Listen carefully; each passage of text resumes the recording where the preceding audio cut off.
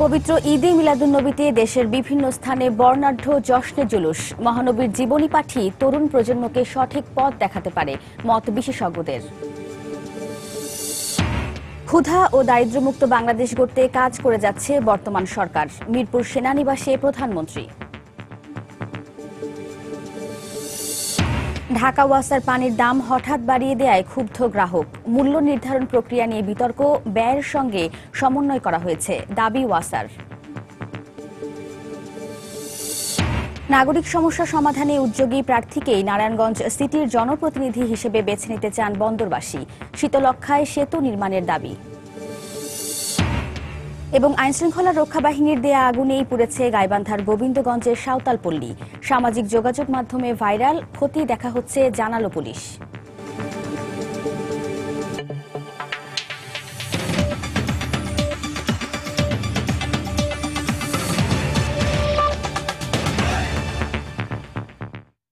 সময় সংবাদের সঙ্গে আছি আমি ওয়াহিদা। যথাযথ উৎসাহ, উদ্দীপনা ও ধর্মীয় ভাব গাম্ভীর্যের মধ্য দিয়ে সারা দেশে পালন করা হচ্ছে পবিত্র ঈদে মিলাদুন্নবী। এ উপলক্ষে রাজধানী সহ সারা দেশে বর্ণাঢ্য জশ্নে জুলুসের আয়োজন করা হয়। এতে হাজার হাজার ধর্মপ্রাণ মুসল্লি অংশ নেন। দিবসটি উপলক্ষে দোয়া মাহফিল, বিশেষ মোনাজাতের আয়োজন করা হয়। 1446 বছর আগে এই দিনে মহানবী হযরত মুহাম্মদ সাল্লাল্লাহু আলাইহি ওয়াসাল্লামের জন্মগ্রহণ করেন। তিনি কুসংস্কার, গোঁড়ামি, অবিচার, দাসত্ব ও অন্যায়ের শৃঙ্খল ভেঙে মানব সত্তার চির মুক্তির বার্তা বহন করে এনেছিলেন। 63 বছর বয়সে আবার এই দিনেই তিনি পৃথিবী ছেড়ে চলে যান। এই দিনটি মুসলিম সম্প্রদায়কে মহানবীর জীবনাচরণ অনুসরণের শিক্ষা দেয়।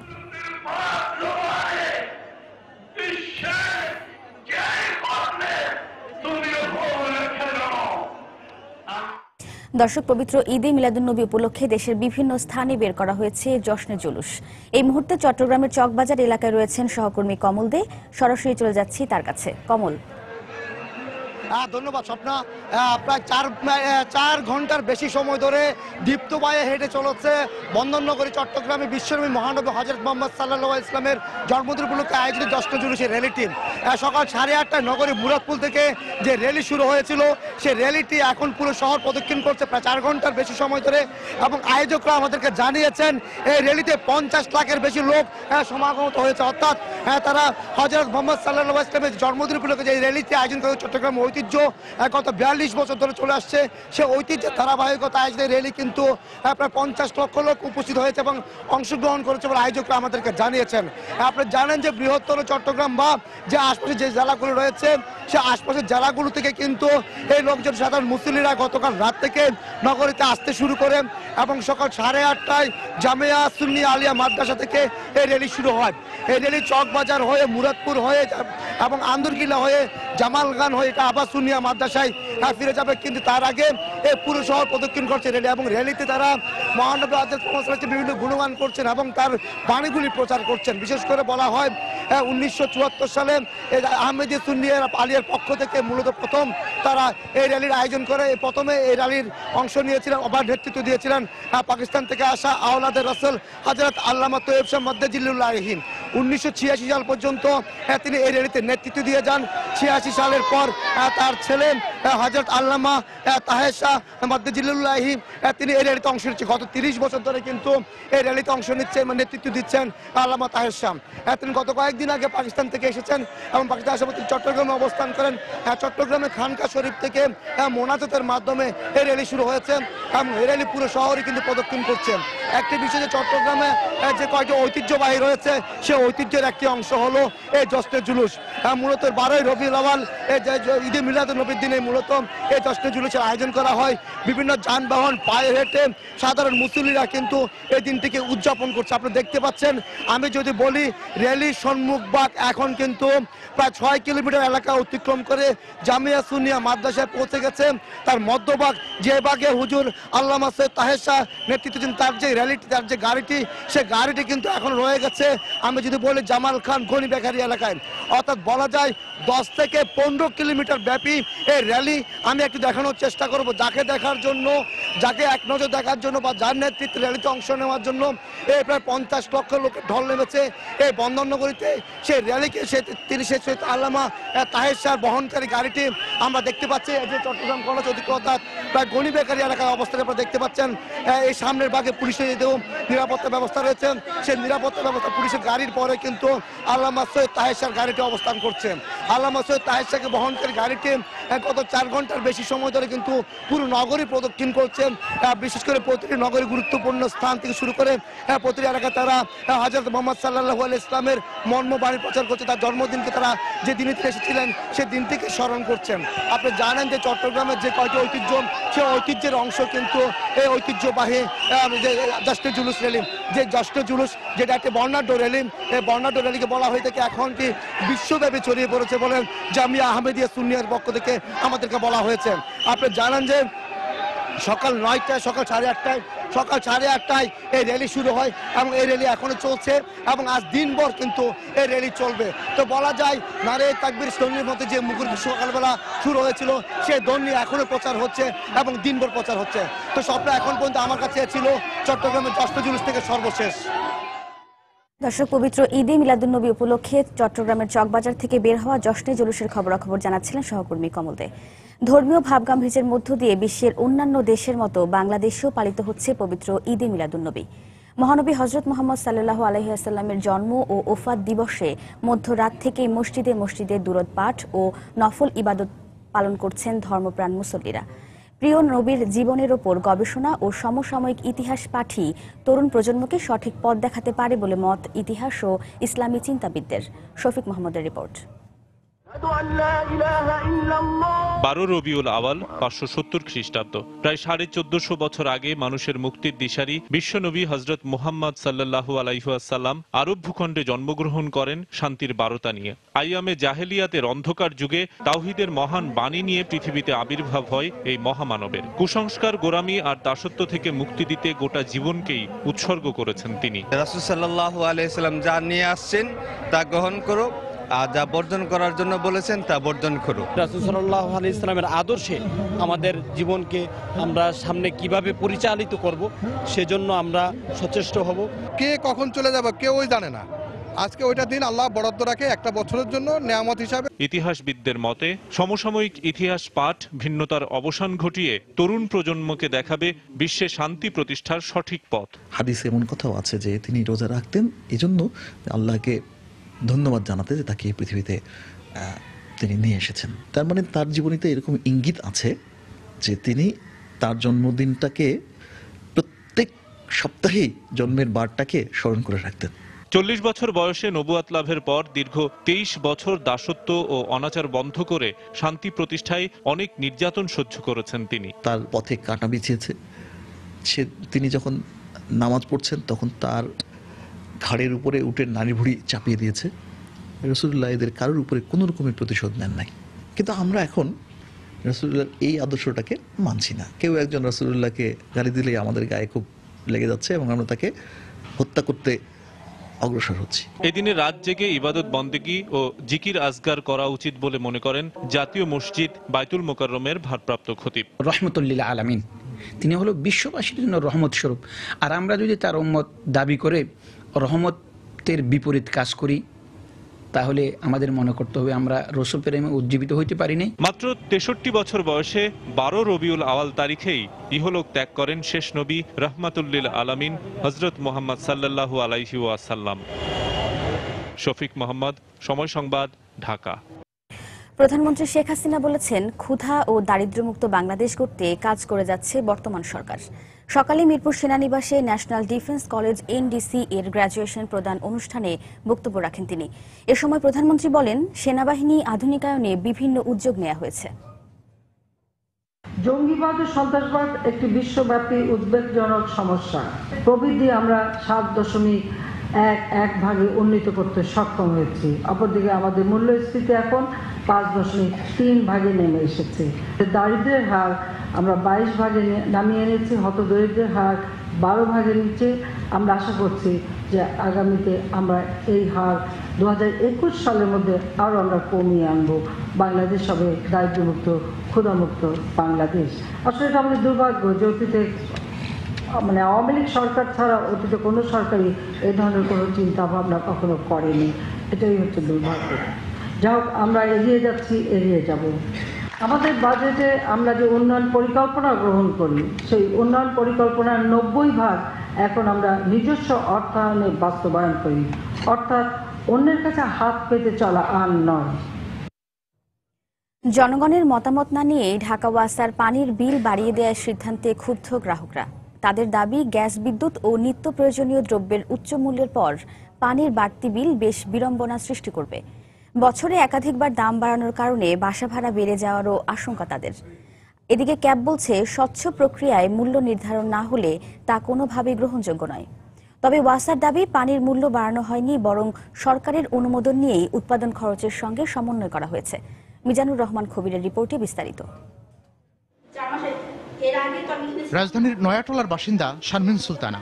1 মাসের ব্যবধানে তার বাড়ির পানির বিল 1000 টাকারও বেশি বেড়ে যাওয়ায় বেশ দুশ্চিন্তায় রয়েছেন তিনি। ভাড়াটিয়া থেকে নিয়ে না, এটা আমরা বাড়িওয়ালারে দিচ্ছি, তো আমাদের তো একটু সমস্যা হয়ে যায়, কারণ আমরা তো প্রতি মাসে তার ভাড়াটা বাড়াইতে পারি না। শুধু তিনিই নন, রাজধানীর 3.5 লাখ মিটারধারী গ্রাহকের কেউই বিলের কপি হাতে পাওয়ার আগে জানেন না সম্প্রতি আবাসিকে প্রতি 1000 লিটারে 1 টাকা 51 পয়সা ও শিল্প বাণিজ্যিক গ্রাহকদের জন্য 3 টাকা 72 পয়সা বাড়িয়েছে ঢাকা ওয়াসা। বিল তো আমাদেরকে না জানা কয়েকবার বাড়ানো হয়েছে, তারপরে আমরা তো জানি না, বিল দিয়ে যায়, আমাদেরকে বাধ্য হয়ে দিতে হয়। সবার মতামতের ভিত্তিতে যদি করা হতো তাহলে সবার জন্য উপকার হতো। আমাদের যে রোজি সেই রোজির উপরে প্রেশার পড়বো। পানি বিল বাড়ছে, এখনো ঘর ভাড়া বাড়বে, তার জন্য সবাই বলে দিতেছে। আশা করে আসছিলামও যে থাকবো, এক বাসায় 3-4 বছর থাকা যায়, তেমন থাকতে পারছি। আসছি তো 2 মাস হচ্ছে। প্রতি বছর 5% হারে বিল বাড়ানোর কথা থাকলেও এবছর 2 দফায় আবাসিকে 22 ও শিল্প বাণিজ্যিকে 18% পর্যন্ত বাড়িয়েছে প্রতিষ্ঠানটি। Consumer association of Bangladesh cap মনে করে, এমন সিদ্ধান্ত নেওয়ার আগে গণশুনানি করা প্রয়োজন। অনেকটা তামাশার মতোই ইচ্ছা অনুযায়ী যে কোনো সময় দাম বাড়াচ্ছেন। আমরা যারা নগরবাসী, ভোক্তা, তাদের কাছে গ্রহণযোগ্য না। আমাদের দাবি, স্বচ্ছ প্রক্রিয়ায়, অ্যাকাউন্টেবল প্রক্রিয়ায় পানির মূল্য যাতে নির্ধারিত হয়। ঢাকা ওয়াসার দাবি, ঋণ পরিশোধ ও উৎপাদন খরচের সাথে সমন্বয় করতে নেওয়া হয়েছে এমন পদক্ষেপ। ধারের টাকা যদি শোধ করতে হয়, আমাকে তো এই পানি দিয়ে শোধ করতে হবে। অতএব সেজন্যই পানির দামটাকে আমাদের মাঝে মাঝে অ্যাডজাস্ট করতে হয়। এটা আমরা না, এটা সরকারের অনুমোদন নিয়েই করা হয়েছে। ভর্তুকি দিয়ে তো আপনি পরিবেশ বান্ধব, টেকসই আর গণমুখী পানি ব্যবস্থাপনা আশা করতে পারেন না। বর্তমানে প্রতি 1000 লিটার পানির দাম আবাসিকে 10 টাকা ও বাণিজ্যিক খাতে 32 টাকা। মিজানুর রহমান খবির, সময় সংবাদ, ঢাকা। সময় সংবাদে আরো থাকছে। কাল শহীদ বুদ্ধিজীবী দিবস। বাংলার সূর্য সন্তানদের স্মরণ করতে প্রস্তুত বুদ্ধিজীবী স্মৃতিসৌধ ও স্মৃতিস্তম্ভ। থাকছে পর্যাপ্ত নিরাপত্তা ব্যবস্থা।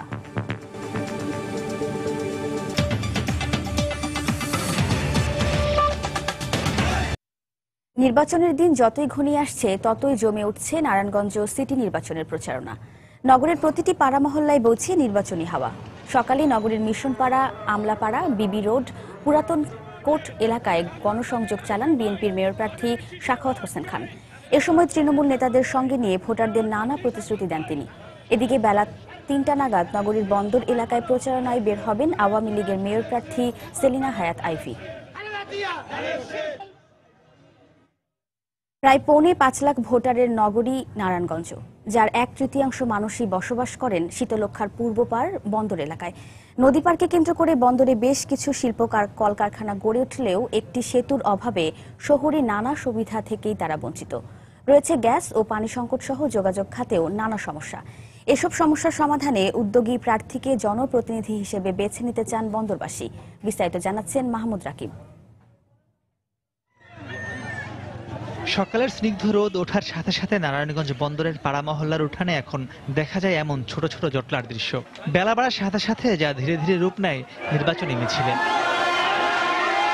সিটি কর্পোরেশন নির্বাচনকে ঘিরেই মূলত বন্দর এলাকার সব অলিগলি এখন মুখর থাকছে সকাল থেকে মাঝ রাত অবধি। পোস্টারে পোস্টারে ছেয়ে গেছে বাজার ঘাট থেকে শুরু করে বাড়ির আঙিনাও।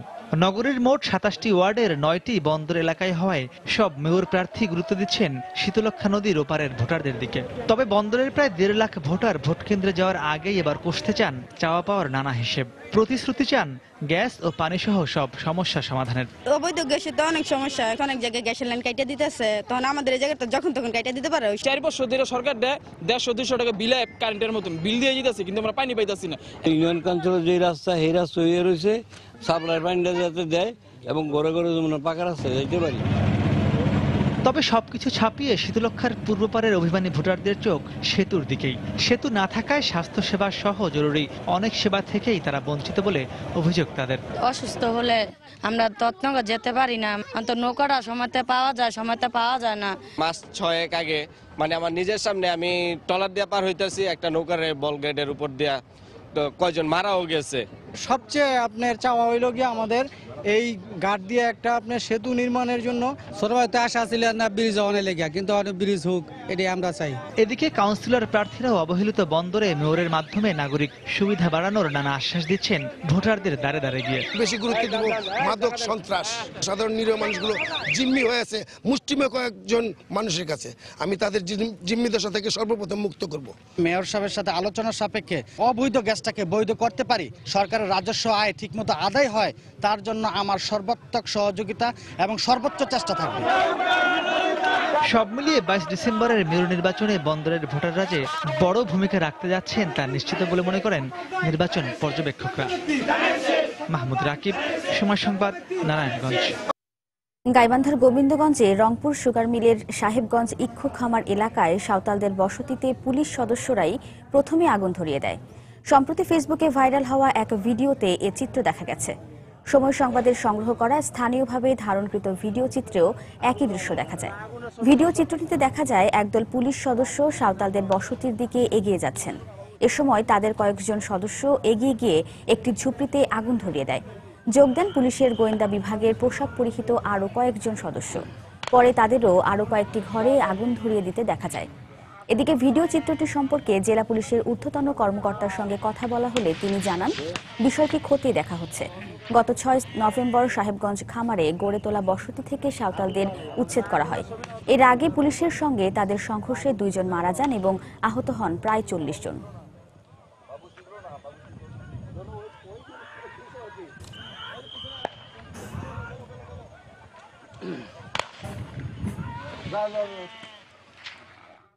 সময় সংবাদে আরও থাকছে।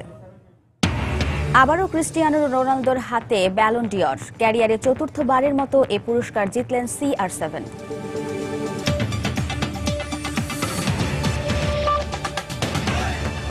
মুক্তিযুদ্ধের ইতিহাসে নির্মম হত্যাযজ্ঞের দিন শহীদ বুদ্ধিজীবী দিবস। এদিন বাঙালির শ্রেষ্ঠ সন্তানদের নৃশংসভাবে হত্যা করে পাকিস্তানি হানাদার বাহিনী ও তাদের এদেশীয় দোসররা। দিবসটিতে বাংলার সূর্য সন্তানদের স্মরণ করতে প্রস্তুত রায়েরবাজার বুদ্ধিজীবী স্মৃতিসৌধ। সর্বস্তরের মানুষের শ্রদ্ধা নিবেদনের জন্য প্রস্তুত মিরপুরের শহীদ বুদ্ধিজীবী স্মৃতিস্তম্ভ। দিনটিতে জনসাধারণের শ্রদ্ধা নিবেদন নির্বিঘ্ন করতে পুলিশের পক্ষ থেকে নেওয়া হয়েছে 3 স্তরের নিরাপত্তা ব্যবস্থা। বিস্তারিত জানাচ্ছেন জুনায়েদ আল হাবিব। রায়েরবাজার বধ্যভূমিতে নির্মিত শহীদ বুদ্ধিজীবী স্মৃতিসৌধে চলছে শেষ সময়ের প্রস্তুতি। শহীদদের প্রতি শ্রদ্ধা নিবেদন ও সাধারণ মানুষের নির্বিঘ্নে চলাচলের স্বার্থে পরিষ্কার পরিচ্ছন্নতার পাশাপাশি সেরে নেওয়া হচ্ছে টুকিটাকি কাজ।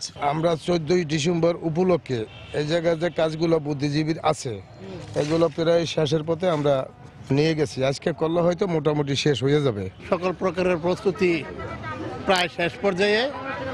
এখানে প্রায় 1 মাস যাবত ধোয়া মুছা পরিষ্কার পরিচ্ছন্ন ওই কাজগুলি করতেছি। প্রস্তুতির কাজ নিয়মিত তদারকি করছে ঢাকা উত্তর সিটি কর্পোরেশন। 14 ডিসেম্বর শহীদ বুদ্ধিজীবী দিবসকে যথাযথ ভাবগাম্ভীর্যের মধ্য দিয়ে উদযাপন করার যে সমস্ত আমাদের যে কার্যক্রম, সেই কার্যক্রম কিন্তু ইতিমধ্যেই সম্পূর্ণ করা হয়েছে।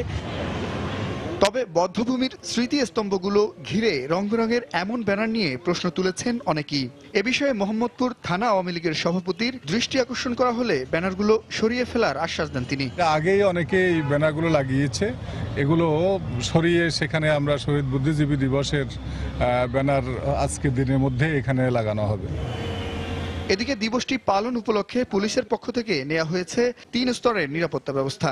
আমরা আশাবাদী যে আমরা যে পরিকল্পনা গ্রহণ করেছি আমরা যথাযথ সেগুলি বাস্তবায়ন করব এবং আমরা যদি সেটা করতে পারি কোনো ধরনের নিরাপত্তা হুমকি এখানে কেউ সৃষ্টি করতে পারবে বলে আমরা মনে করি না। বুধবার প্রথম প্রহরে মিরপুর বুদ্ধিজীবী স্মৃতিসৌধে শ্রদ্ধা নিবেদন করবেন প্রধানমন্ত্রী। এরপর সর্বস্তরের মানুষের শ্রদ্ধা নিবেদনের জন্য খুলে দেয়া হবে রায়ের বাজার ও মিরপুর বুদ্ধিজীবী স্মৃতিসৌধ। জুনায়েদ আল হাবিব, সময় সংবাদ, ঢাকা। যৌতুকের দাবিতে টাঙ্গাইলের ভুয়াপুরে এক গৃহবধূকে নির্মমভাবে কুপিয়ে আহত করার অভিযোগ পাওয়া গেছে। নির্যাতিতা গৃহবধূ টাঙ্গাইল মেডিকেলে চিকিৎসাধীন রয়েছেন। এই ঘটনায় অভিযুক্ত স্বামীসহ 3 জনকে গ্রেফতার করেছে পুলিশ। কাদির তালুকদারের তথ্য ও রাশিদ খানের ছবি নিয়ে ডেস্ক রিপোর্ট। সন্তান জন্ম দেওয়ার 6 দিনের মাথায় স্বামীর হাতে নির্মম নির্যাতনের শিকার হয়ে হাসপাতালের বিছানায় কাতরাচ্ছেন টাঙ্গাইলের গৃহবধূ ফাতেমা। তাই তো সেখানেই মায়ের সাথে দিন কাটছে 14 দিন বয়সী শিশুটিরও। নির্যাতিতার স্বজনরা জানান, বিয়ের পর থেকেই বিভিন্ন সময় স্ত্রী ফাতেমার কাছে যৌতুকের দাবি করে আসছিল ভুয়াপুর উপজেলার চান আমুলা গ্রামের শফিকুল ও তার বাড়ির লোকজন। দাবিকৃত যৌতুক না দেয়ায় গত 6 ডিসেম্বর ধারালো অস্ত্র দিয়ে ফাতেমার মাথায় এলোপাতাড়ি আঘাত করে শফিকুল। এক পর্যায়ে ফাতেমার ডাক চিৎকারে শফিকুল পালিয়ে গেলে গুরুতর অবস্থায় তাকে টাঙ্গাইল মেডিকেল কলেজ হাসপাতালে ভর্তি করেন স্থানীয়রা। আমার স্বামী আমার বুকের উপরে পয়সা সাইডে মুখের ভিতরে হাত দিয়ে সাইডে পরে দুই হাত করে সেটা এমন ভাবে আঘাত করছে আমি খালি এতটুকু বুঝছি। চোখের নিচটা বেশ ভালো শৈলী গেছে এবং তাকে মনে হচ্ছে যেন ওকে মেরে ফেলার উদ্দেশ্যেই ওকে আঘাত করা হয়েছে। অনেকগুলো স্টিচ পড়ছে সেখানে এবং সে খুবই অসুস্থ। এ ঘটনায় ভুয়াপুর থানায় নারী নির্যাতন দমন আইনে 3 জনের বিরুদ্ধে মামলা করেছে নির্যাতিতার বাবা। আমরা এটার ব্যাপারে খুবই তৎপর আছি, আমরা এটার তদন্ত চালাচ্ছি এবং বর্তমানে এই মামলার 3 জন আসামি 3 জনই জেল হাজতে আছেন। আমরা এটা নিবিড়ভাবে পর্যবেক্ষণ করছি এবং আমরা গভীরভাবে এটা তদন্ত করছি। পারিবারিক সূত্রে জানা যায় 2010 সালে শফিকুলের সাথে বিয়ে হয় ফাতেমা বেগমের। তাদের 2টি ছেলে সন্তান রয়েছে। সময় সংবাদ, টাঙ্গাইল। দেশের বাইরের খবর। জাতিসংঘের নতুন মহাসচিব হিসেবে শপথ নিয়েছেন পর্তুগালের সাবেক প্রধানমন্ত্রী অ্যান্তোনিও গুতেরেস। বান কি মুনের 2 দফা মেয়াদ শেষে তার জায়গায় আসছেন গুতেরেস। সোমবার জাতিসংঘের সাধারণ সভায় 193 জন সদস্যের সামনে তিনি শপথ গ্রহণ করেন। জাতিসংঘের 71 বছরের ইতিহাসে নবম মহাসচিব হলেন তিনি। শপথ নেওয়ার পর বক্তব্যে সততা, বিচক্ষণতা ও ন্যায়পরায়ণতার চর্চা করার অঙ্গীকার করেন গুতেরেস। 67 বছর বয়সী অ্যান্তোনিও 1995 থেকে 2002 সাল পর্যন্ত পর্তুগালের প্রধানমন্ত্রী হিসেবে দায়িত্ব পালন করেন।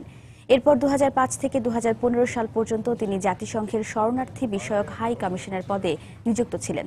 মহাসচিব পদে আবেদন প্রক্রিয়ায় জাতিসংঘের সাধারণ সভার সামনে তিনি প্রশ্নোত্তর পর্ব বেশ বিচক্ষণতার সঙ্গে মোকাবিলা করেছেন, যা তাকে 13 জন প্রার্থীর মধ্যে থেকে নির্বাচিত হতে সহায়তা করেছে।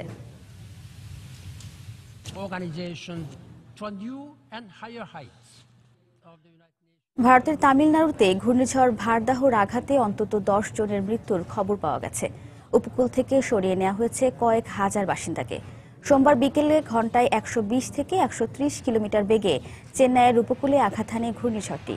এর প্রভাবে তামিলনাড়ু ও অন্ধ্রপ্রদেশের বিভিন্ন জায়গায় ভারী বর্ষণের পাশাপাশি ঝোড়ো বাতাস বইছে। এতে গাছপালা ভেঙে পড়ে বেশ কিছু স্থাপনার ব্যাপক ক্ষয়ক্ষতি হয়েছে। কোনো কোনো জায়গায় ভূমিধসের খবরও পাওয়া গেছে। এর আগে বড় ধরনের ক্ষয়ক্ষতি এড়াতে তামিলনাড়ু ও অন্ধ্রপ্রদেশে সর্বোচ্চ সতর্কতা জারি করে ঘূর্ণিঝড়। ঘূর্ণিঝড়ের কারণে চেন্নাই বিমানবন্দরে বিমান ওঠানামা বন্ধ রয়েছে।